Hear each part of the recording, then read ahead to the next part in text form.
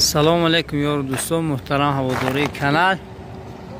مثل همیشگی در کنتور ایستادیم. پر نه مردم همه مسافرت برفتگی آدم نه ادوار گرفته برده بیاریم بوستون دیگر جواب.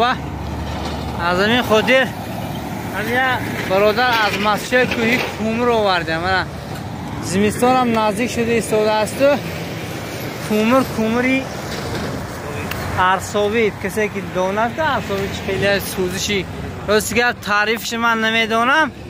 توش تو اومدگی همین دیه بنده که سامونی ها با آوردگی هستن، کسانی که در روسیه هستن، در انگلیس، در کره همی میخواید که در همین زمستان خاننگاتون در حقاتون دعا کنن.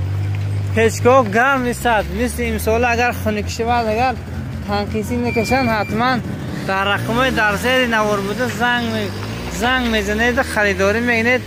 ایمو واتساپ همش هست دوستان. در ما رقم ها کیلاش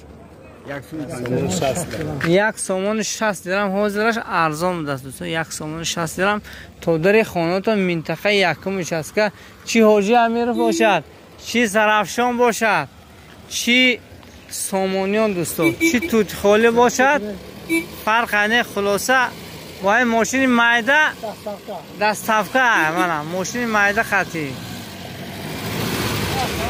سلام علیکم دوستان، اینجا خوبه کارو دوران مردم چیال داره نغز اومده. سلامت باشی. نه چوب بگیریم دیگه.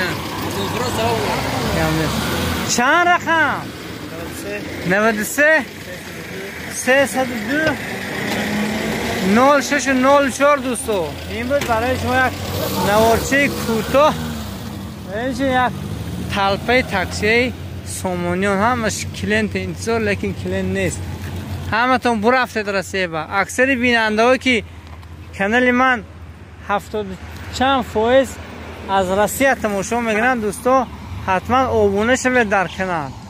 به پادپیس کردم های بسیار تراتون پادپیس سکنید دوستو، کانال پیشروی کند.